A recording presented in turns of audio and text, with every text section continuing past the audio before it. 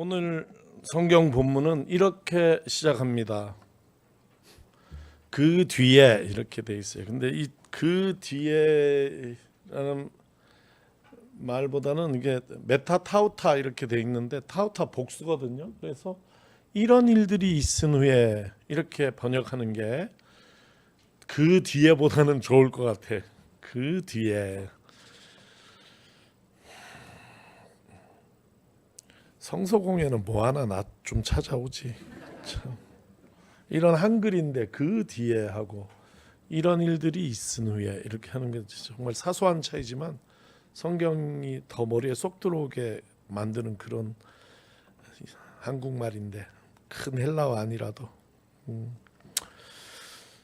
이런 일들이 있은 후에 이런 일들은 무엇이냐 하면은 이제 그 4주간 설교한 거예요. 그 얘기를 아테네에서 있었던 일들을 제가 4주간 설교했지 않습니까?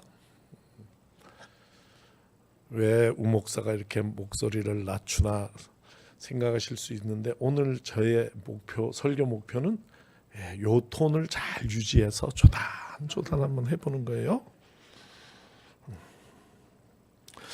근데 그 제가 4주간 설교한 아테네 활동의 마무리를 우리가 지난주에도 읽지 않았는데 오늘 이렇게 얘기합니다. 같이 읽겠습니다.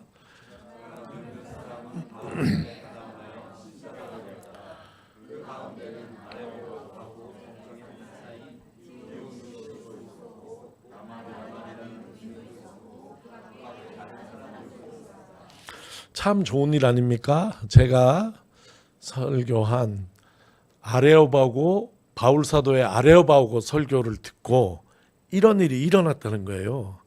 이런 일은 구체적으로 무엇이냐면 1번 디오니시오라는 사람이 디오니시오 이 사람이 예수를 믿게 됐다는 건데 이 사람은 여기는 무슨 법관처럼 얘기했지만 그게 아니라 아레오바고 위원회, 그 위원회는 그 도시의 지도적 위치를 역임한 사람들의 모임이에요. 그러니까 그게 그리스로 치면 원로원에 해당하는 것이거든요. 근데 지금 그리스 시대가 아니라 로마 속주 시대지 않습니까?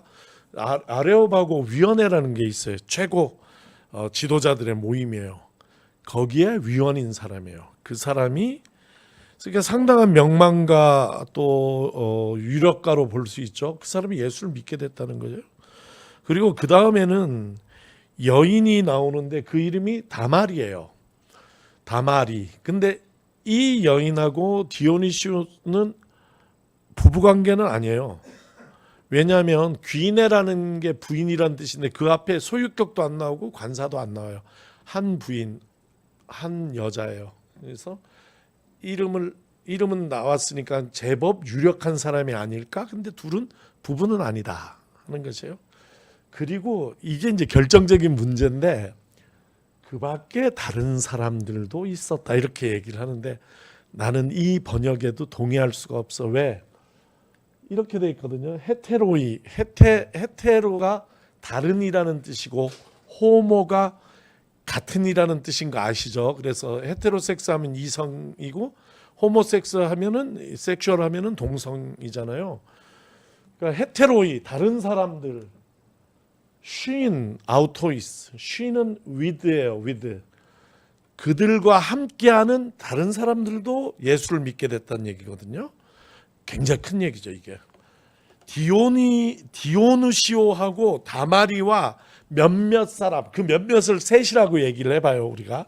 그러면 합이 5명이 예수를 믿게 됐는데 이 5이 각각이냐 아니면 그들과 함께 있는, 즉 디오누시오하고 다마리하고 함께 있는 다른 사람들도 하니까 이거 하나의 그룹이라고 볼 수 있잖아요.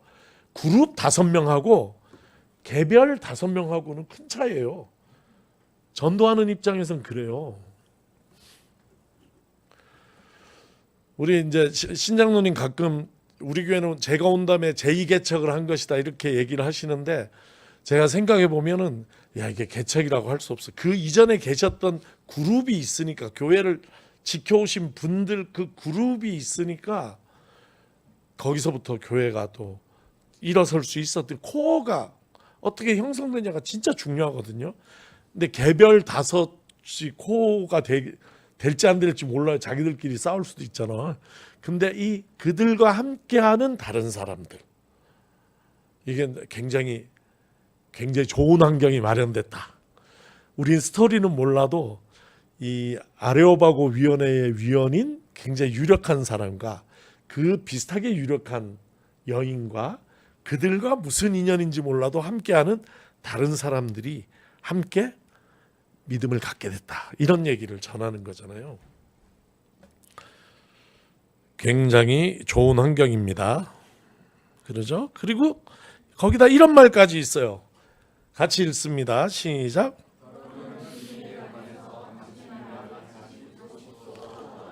네, 이게 또 설교를 했는데 바울 사도가 아레오바고 언덕에서 설교를 했는데 그 얘기를 다시 듣고 싶다는 사람들이 나온 거예요. 이 사람들 누구냐?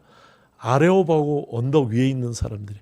그 사람들은 저기 아고라 사람들하고 달라요. 아고라는 누구나 오는 사람들이지만 이 아레오바고 언덕에는 그의 영향력 있는 사람들이 오는 데인데 거기에서 바울에게 한 번 더 이야기를 해달라. 조금 더 자세히 듣고 싶다. 이렇게 얘기하는 사람이 있었다는 것이죠. 이게 사실 이런 얘기 들으면 신나요. 나는 참 우리 교인들은 내 설교를 들은 다음에 반응이 너무 궁금해. 조용해. 그렇잖아요. 근데 어떤 분들이 이제 조금 이렇게 얘기도 하고 더 내가 얘기할 수 있도록 묻기도 하고 이렇게 하면 좋거든요. 바울 사도는 달랐을까? 한 번 더 얘기해 주십시오. 이런 얘기 듣고 다음에는 내가 더 잘 준비를 해서 또 얘기를 해야 되겠다. 이런 생각을 하는 게 정상인데, 근데 오늘 궁금한 건 뭐냐면 이런 일들이 있은 후에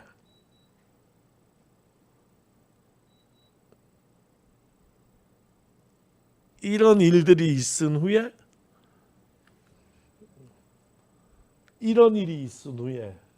그 다음 읽습니다. 시작. 이게 내 질문이에요. 내 질문. 왜 갔어? 가면 안 되는 거 아니에요? 지금 굉장히 좋은 일이 있다니까. 한 그룹이 코어가 형성될 수 있는, 그것도 굉장히 그 도시의 최고의 영향력 있는 사람을 중심으로 한 그룹이 바울 편에서 믿음을 갖게 되었고, 또 많은 사람들이 다시 한번 그 얘기를 듣고 싶소.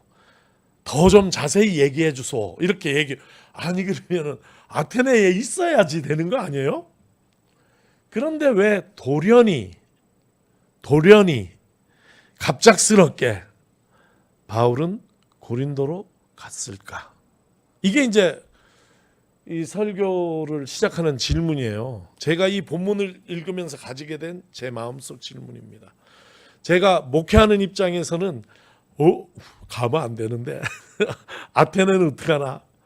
아테네에 이런 좋은 조건이 마련이 됐는데 이거를 가지고 더 깊이 더 넓게 파서 아테네 교회를 세워야지.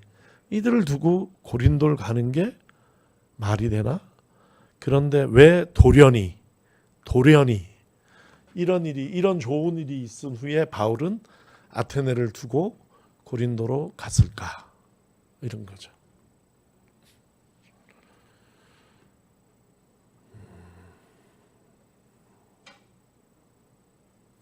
왜 이게 필요했을까요?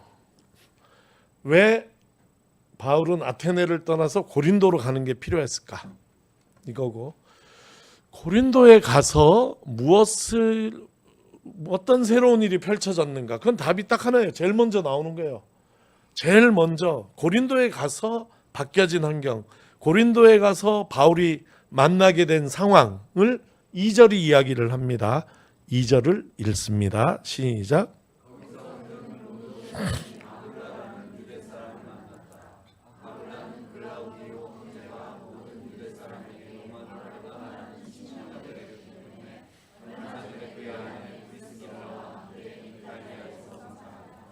바울은 그들을 찾아갔는데 생업이 서로 같으므로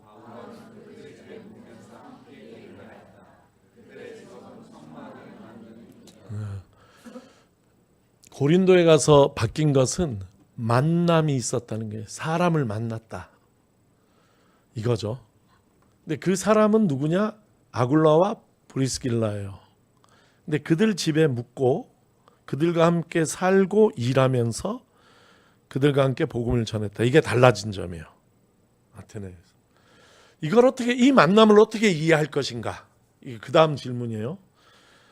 아굴라와 브리스길라와의 만남을 어떻게 이해할 것인가? 이거죠. 저는 이 만남 때문에 주님께서 바울 사도를 아테네에서 고린도로 보냈다. 이렇게 결론을 내렸어요.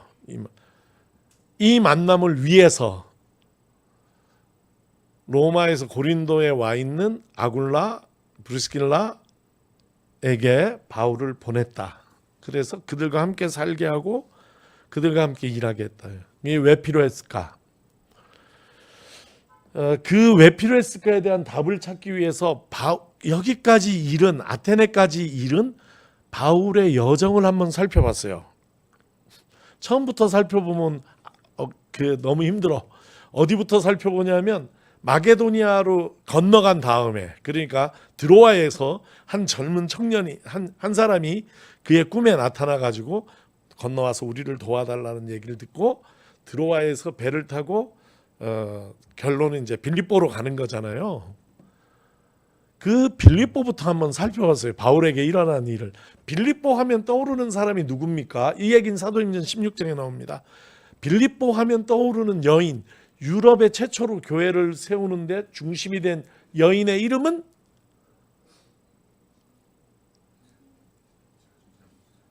자세곧 장수 루디아.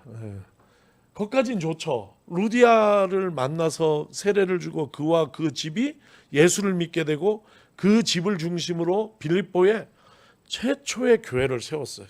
그런데 그 최초의 교회를 세우고 순조롭고 평탄하게 간 게 아니라 이런 얘기가 나옵니다. 빌립보에서 있었던 일 사도행전 16장이 보도하고 있습니다. 읽습니다. 시작.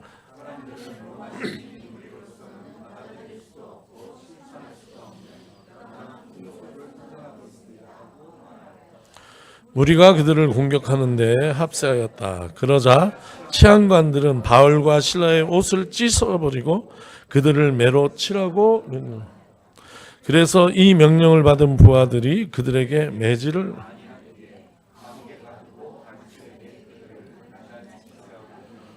어떤 일이 있었냐면 매를 맞고 예수를 전한 것 때문에 매를 맞고 옷이 벗겨진 채 사람들 앞에 세워지는 수치를 당하고 감옥에 갇히는 그런 고난을 경험한 것이에요. 이게 바울 고난의 이 유럽 교회 세운 다음에 일어난 일입니다.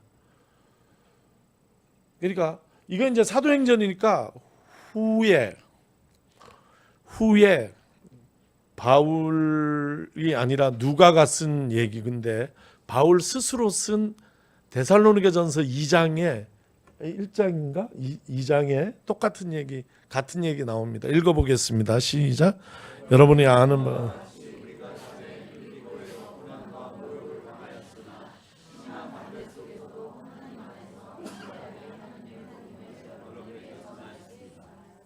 저기도 보면 빌립보에서 고난과 모욕을 당했다 하는 얘기가 나오잖아요.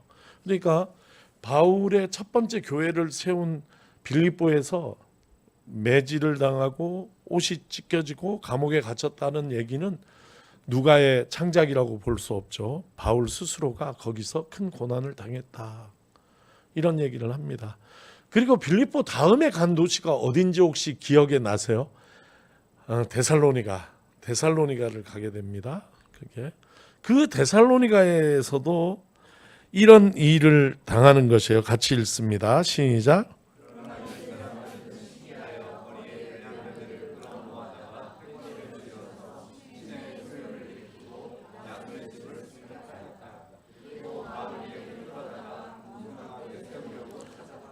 이게 불량배가 뭐냐면 깡패들이에요. 깡패들. 세상에 제일 무서운 게 깡패요. 경찰보다 훨씬 경찰은 법이라도 지키지 이 양아치 깡패들이 제일 무서워요.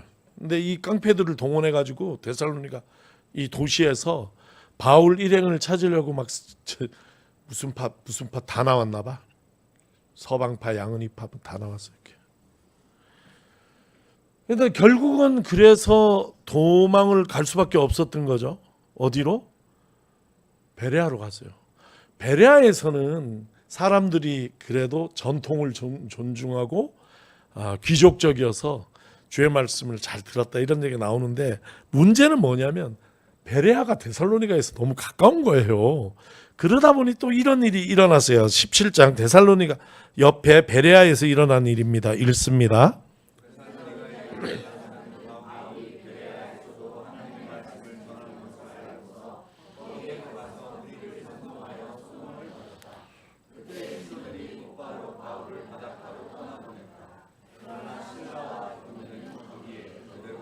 예, 베레아에서 바다로 나서 거기서 베레아 사람들이 바울 혼자, 디모데 신라는 놔두고 혼자 배를 태워서 데리고 온 것이 어디냐면 아테네예요. 그 아테네에서 이 아테네 진짜 거대한 힘을 막 끌어내서 싸워야지 되는 그곳에 바울 혼자 가 있었던 거야. 디모데와 신라도 없어 지금. 그곳에서 지금 그런 얘기한 바울의 대결, 아고라의 대결, 이런 일들이 있었던 것이죠. 생각해봐요. 우리는 이게 사도행전을 너무 이제 에픽으로 읽어요. 그러니까 굉장히 영웅 이야기로 읽는 거예요. 그러면은 이 복음이 땅끝까지 전해지게 되는 과정의 승리, 그 승리의 주인공 이렇게 하면 마치 바울을 그 슈퍼히어로처럼 읽는 거예요.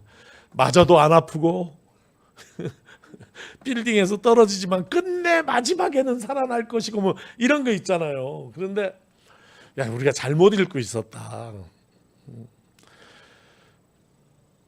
사도행전의 이야기는 복음이 땅끝까지 전하시는 어떤 승리의 이야기지만, 그 승리를 이끌어간 사람 중에 하나인 바울은 누구보다도 공고하였고, 누구보다도 외로웠고, 누구보다도 지쳐 있었다 하는 것을 우리는 16, 17, 18장으로 이어지는 이 이야기들을 읽으며 마음으로 공감할 수 있어야 돼. 느껴야 돼. 바울이 이렇게 하는 건 당연한 거 아니야? 이런 게 아니라 그가 얼마나 힘들었을까? 그가 얼마나 외로웠을까? 이런 거를 느낄 수 있는 거죠. 왜냐하면 바울도 사람이니까. 우리는 이렇게 헌신하는 사람은 당연히 헌신해야지. 그 사람 나하고 달라. 나는 그 사람하고 달라. 그 사람은 당연히 헌신하고, 그 사람은 당연히 자기를 갈아놓고, 그 사람은 당연히 이렇게 어렵고, 그 사람은 당연히 고통 가운데 있고 외롭고 막 너무 당연한 다른 종류의 사람으로 생각하기 쉬운데 아니라는 게, 그 사람도 힘들다는 거예요. 바울도 힘들었을 거다 하는 것이죠. 그거를 우리가 잘 느끼지 못하고 공감하지 못하고 그렇게 그를 대우하지 못했다. 그런데 저는 우리 하나님께서, 주님께서 그 바울의 형편처지를 살피셨다.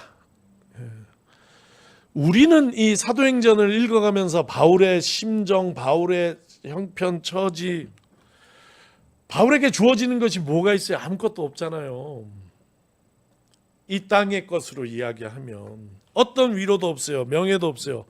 금전적인 이익도 없어요. 오히려 자신의 것을 거기에 다 쏟아 부으면서 주님을 위해서 일했는데, 그가 주님을 보고 잘 견디고 있지만, 그러나 잘 견딘 사람도 힘드는 건 맞잖아요. 참 힘든 가운데 있는데, 우리는 몰랐지만 하나님께서는 바울의 그런 어려움, 공고함, 그의 외로움을 다 살피고 계셨다.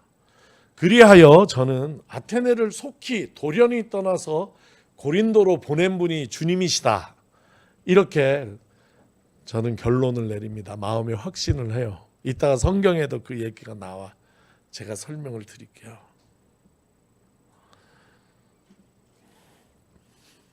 지쳐가는 바울, 이렇게 얘기할 수 있죠. 지쳐가는 바울 사도를,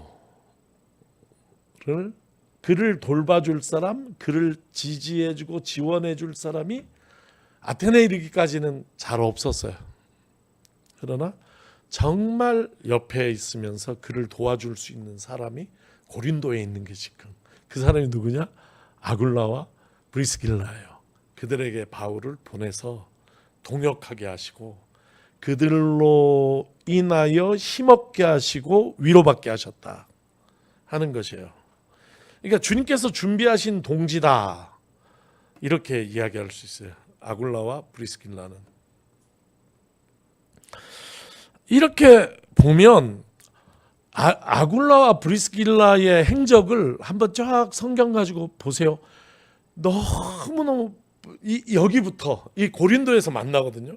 고린도에서 만나고 그 다음에 에베소에서 동역하고 그 다음에 로마에서 또 만나요. 이런 일련의 과정을 보면 딱 이런 거야. 바울보다 한 걸음 먼저 가 있어 거기에. 그리고 바울이 떠난 다음에도 그곳에 남아 있어서 참 바울이 다 못한 일을 다 해주고, 또 그 다음 생선지에 바울보다 먼저 가서 바울이 일할 수 있도록 터를 마련해주고 환경을 마련해준 사람이 누구냐? 아굴라와 브리스길라예요. 이런 사람들을 만나게 하셨다 하나님께서. 이걸 위해서 아테네에서 고린도로 빨리 가게 하셨다 그런 거예요. 근데 이 아굴라의 동선 행선지까지 다 얘기하면 너무 기니까 제가 이 사람들의 만남에 대해서 두 가지만 딱 얘기를 하겠어요. 1번, 아굴라와 브리스길라는 믿음이 좋은 사람들이었다, 이렇게 얘기할 수 있어요. 그 이야기는 어디 나오냐면 여기 나와요. 여기 2절에 보면 아굴라는 어떤 사람이냐면 원래 로마에 살던 사람인데 글라우디오 황제가 유대 사람들을 로마에서 쫓아내는 칙령을 내렸을 때 그 칙령에 의해서 로마를 떠나 고린도로 온 사람이다 하는 것을 18장 2절이 이야기하고 있는 거예요. 실제로 어떤 일이 있었냐면 이 4대째 네 번째 황제인 글라우디오 이 사람이 더 흔하게는 클라우디우스로 알려져 있는 이 황제가 로마를 다스릴 때에 로마 인구가 100만이면 4만이 유대인이에요. 엄청 많은 거예요. 왜 유대인들이 로마에 왜 이렇게 많이 가 살게 됐나, 그거는 또 딴 얘기예요. 하여간 어떤 이유로 유대인이 엄청 많이 로마에 이미 자리 잡고 특권을 받으며 시나고그를 중심으로 상당히 독립적인 삶을, 자립적인 삶을 살고 있었어요. 특혜를 받으면서. 그런데 문제가 생겨서 그들 중에 몇 명이 그리스도를 받아들인 거예요. 그래서 유대인 회당 안에서 예수가 그리스도라는 걸 전도를 하기 시작했어. 이거는 우리가 일찍 보던 거예요. 예루살렘 교회에도 있었고 일찍 보던 유형인데, 유대인들 중에 먼저 믿은 사람과 예수를 믿은 사람과 믿지 않은 유대인이 같은 회당 안에서 싸움을 하는 거예요. 싸움이라기보다는 핍박을 하는 거지. 그래서 예수를 믿지 않는 유대인들이 폭력적으로 핍박을 해요. 클라우디우스를 포함한 로마 황제들이 제일 좋아하는 것은 질서예요. 로마니스는 뭐냐면 질서야. 질서 정해놓은 거 제일 좋아해. 제일 싫어하는 게 뭐냐? 이런 거야. 무질서함, 혼란.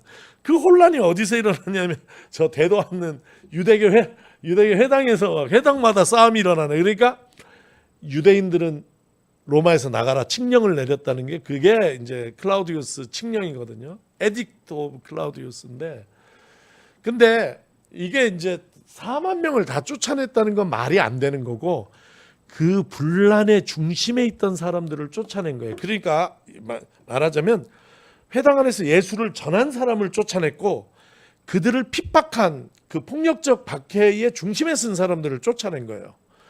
그 쫓아내는 축출의 과정에 누가 쫓겨났냐면 아굴라와 그 안에 브리스길라가 쫓겨났다는 거예요. 이 사람들은 그러므로 어떤 경로인지 몰라도 굉장히 초기에 예수를 믿게 된 로마에 사는 유대인이었다 하는 걸 알 수 있어요. 얼마나 믿음이 좋았냐면 글라우디오 총독의 황제에 의해서 쫓겨난 그 일원이었다 하는 것, 믿음을 보여주는 거예요. 쫓겨난 사람들, 믿음 있는 사람들이었다. 그리고 그들이 먼저 고린도에 와서 딱 자리를 잡은 거예요. 두 번째, 1번 아굴라 부부에 대한 제 해설의 1번, 믿음이 좋은 사람이었다. 2번, 그들에 관한 제일 큰 오해는 뭐냐면 아굴라와 브리스길라 부부가 엄청난 부자였다 하는 것이에요. 그래서 마치 페이트론 클라이언트처럼 바울을 물질적으로 후원해줬다 이런 상이 굉장히 강해요. 그렇게 이해하는 사람이 많아요.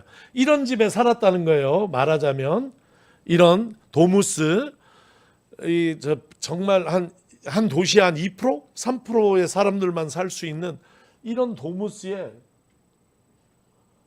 뭐 지붕도 없네 무슨 집이냐 이렇게 생각하시면 안 돼요. 집의 정원을 보여주는 거예요.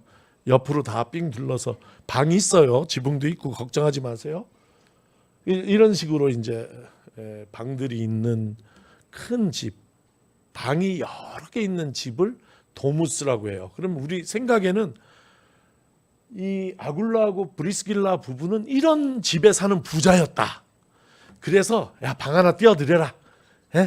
바울 형님 오셨으니까 방 하나 드려라 해가지고 그냥 자기 집에 사랑방이라도 아니 문간방이라도 하나 떼어드려서 거기서 먹고 자고 하고 복음을 전하는데 물질적으로 후원했다 이렇게 생각하는 게 쉬워요. 근데 그렇게 생각하는 이유는 뭐 여러 개 있지만 생략해요.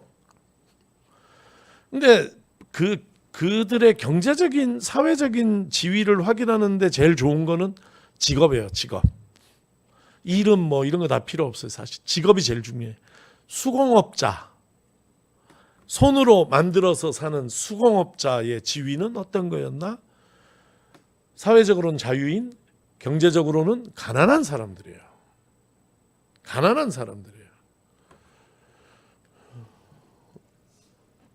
키케로의 의무론이라는 데 나오는 한 구절이에요. 읽습니다. 시작.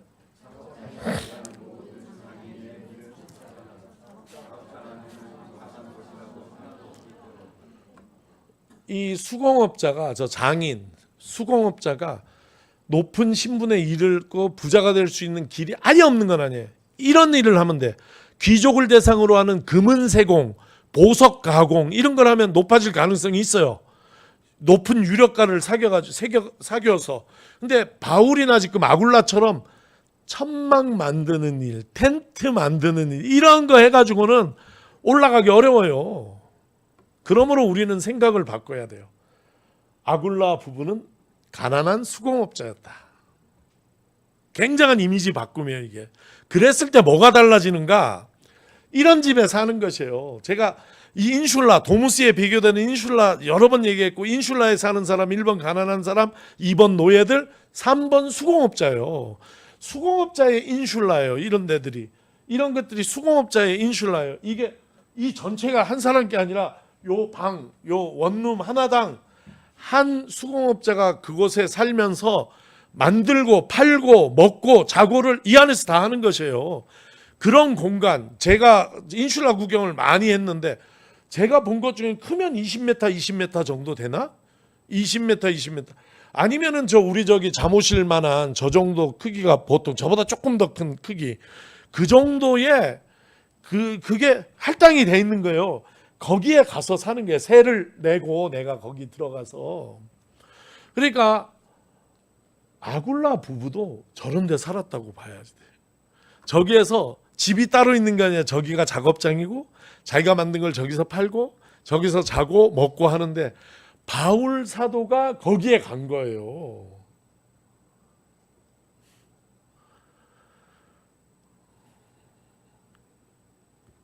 그 작업대도 있고 판매대도 있으니까 내 생각에는 그걸 요 가운데 놓고 요쪽에는 이제 아굴라 부부가 그래도 남녀 유별하니까 이렇게 살고 또 바울 사도 요쪽에 살고 그렇게 살았을 것 같아요. 그러면 이제 우리 생각해보면 불편해서 어떻게 살아? 근데 아니야. 그게 사람 따라 다른 거예요. 바울과 이 부부는 믿음으로 하나 된 그야말로 하늘 가족 같은 사람이에요. 그 바울이 거기 가서 그 아주 작은 방에 사실 몸을 비비며 사는다고 할 정도의 작은 곳에 같이 살지만 그곳에서 믿음으로 하나 되어서 말씀과 기도와 그들의 먹고 사는 삶 속에 정말 너무나 잘 맞아서 맞는 사람들이기 때문에 굉장히 위로받았다 하는 것이죠. 그리고 하나님께서 내가 볼 때는 딱 맞는 집에 보냈는데 제가 볼 때는 이 아굴라하고 브리스길라하고는 사이가 좋았던 것 같아요. 맨날 싸우는 집에 가 있으면은 맨날 부부싸움 했는데 그 좁은 집에서 너무 힘들었을 거 아니에요. 근데 내가 볼 때는 적절히 사이도 좋고 또 자기들끼리만 좋은 게 아니라 너무 또 자기들끼리 좋아가지고 바울은 또 눈에도 안 들어오고 이런 사람들이 아니라 그런 부부간의 사랑이 넘치는 그 따스함이 그 다정함이 바울에게 이렇게 흘러넘치는 그런 상상을 해봐요. 그래서 바울이 그곳에 가서 이 부부와 함께 살면서 가족 없이 돌아다니고 핍박받고 감옥 살고 매 맞고 옷 찢기고 옷 벗겨지고 한 모든 것들이 큰 위로를 받는 경험을 이곳에서 했다.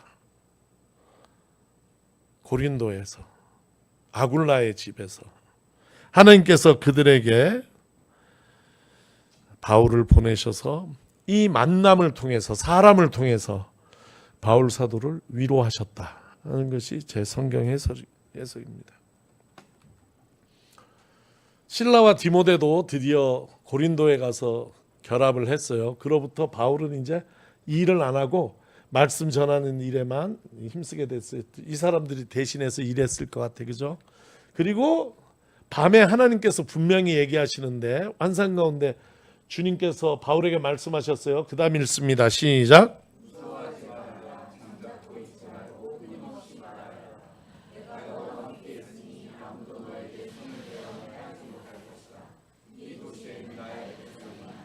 네.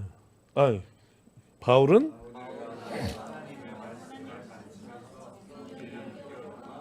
내가 너와 함께 있으니 내가 너와 너가 함께 있다는 걸 무엇으로 보여주셨냐면 만남을 통해서 바울 누굴 만나게 하신 분이냐면 아굴라와 브리스길라를 만나게 하심으로 하나님께서 내가 너와 함께 있다 하는 것을 보여주신 거예요.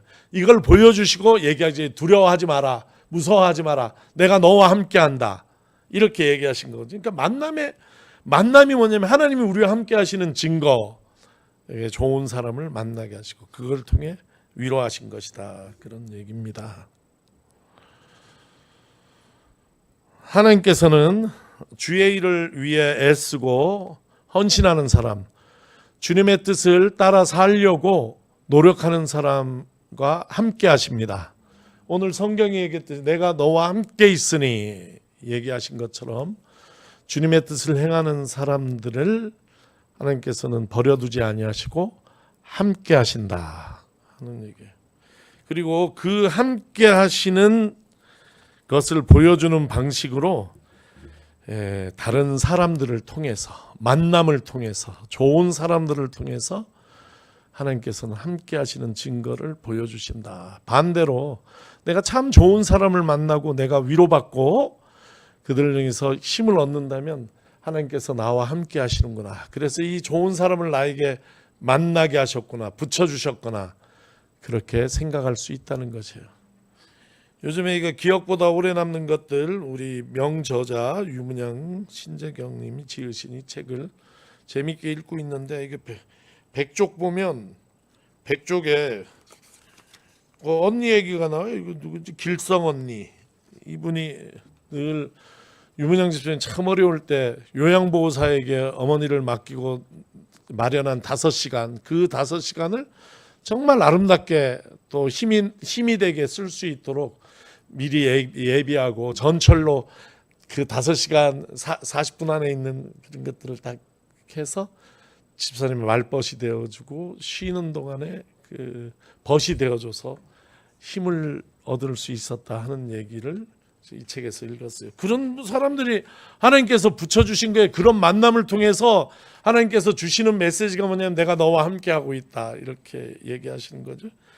그러니까 서로의 이야기를 들을 수 있는 그런 사람들과의 만남에 대해서 좀 적극적으로 우리가 생각할 수 있겠다. 이 책을 읽으면서도 제가 느낀 것입니다. 그리고 이 이야기를 통해서 여러분에게도 드립니다. 아굴라 브리스길라가 되어주시기를 바랍니다. 내가 조금 더 저 사람 진짜 나보다는 주님을 위해서 더 헌신하고 그래서 좀 지치고 어렵고 힘들 것 같다. 저 사람 참 하나님의 뜻대로 살기 위해서 몸부림치는데 그래서 나보다 좀 어려운 지금 형편에 처해 있는 것 같다. 공고함 속에 있다. 외로운 가운데 있다 하면 여러분 지나치지 마시고 여러분이 아굴라가 되어주시고 브리스길라가 되어주시기를 바랍니다. 적극적으로 내가 좀 나서서 몸을 내밀고 한 걸음 더 적극적으로 실천하는 그런 속에서 하나님의 사랑이 우리 공동체를 관통하고 흐르게 되는 것이라는 것을 여러분 기억하시기를 바랍니다. 하나님께서는 만남을 통해 일하시고 만남을 통해서 우리에게 위로하시고 만남을 통해서 새로운 용기를 주십니다. 제 목회도 돌아보면은 정말 만남을 통해서 많은 아굴라 브리스길라를 만나서 여기까지 그래도 왔다 이렇게 얘기를 할 수 있어요. 진짜 지쳐서 힘들어서 너무 어렵다 할 때마다 미리미리 안 주시고 꼭 그때마다 다 결정적인 순간마다 새로운 만남을 준비해 주시고 보내시고 해서 큰 힘을 주신 우리 하나님을 찬양합니다. 그래서 제가 내린 결론이 하나님께서 나와 함께 하시는구나. 이 많은 아굴라 브리스길라를 보내주신 하나님께서 나에게 말씀하시는구나. 두려워하지 말아라. 외로워하지 말아라. 무서워하지 말아라. 내가 너와 함께하고 있다. 이렇게 얘기하시는 그 음성을 제가 듣습니다. 설교를 마치는데 아테네 얘기는 하고 넘어가야 되겠어. 그러면 아테네는 어떡하나? 아테네를 희생하고 바울 사도를 살린 게 아닌가 이런 생각도 할 수 있잖아요. 그래서 내가 또 찾아봤어요. 찾았어. 유세비우스의 교회사 사건 챕터 23 3절에 이렇게 써 있어요. 이게 뭐냐면 아테네 바울이 떠나버려가지고 아테네 교회는 망한 거 아니야? 이 디오니시우스 이 사람 겨우 예수 믿었는데 어떻게 바울이 떠나가지고 믿음이 다 식어버린 거 아니야? 이렇게 생각할 수도 있잖아요. 그런데 여기 써 있는 게 디오니소 더 아레오파고의 멤버인 디오니시우스는 그 사람 어떤 사람이냐면 바울 사도에서 제일 먼저 예수를 믿게 된 사람인데 사도행전에 의하면 그 사람이 처음으로 에피스코페이트 그러니까 지금 비샵이라 그러면 뭐 감독이라 그러면 너무 직제 같은 생각이 드니까 교회 지도자 이렇게 할 수 있어요. 아테네 아덴스 아테네 교회의 첫 번째 목회자로 첫 번째 지도자로 임명이 됐다는 게 누가 아까 그 사람이 그러니까 아테네 교회는 계속 되었고 바울이 떠난 다음에 바울이 떠났다고 교회 문을 닫는 게 아니에요. 바울이 떠났지만 아테네에는 교회가 계속 되었고 이 발음으로는 디오니시우스가 그 교회의 첫 번째 목회자가 됐다.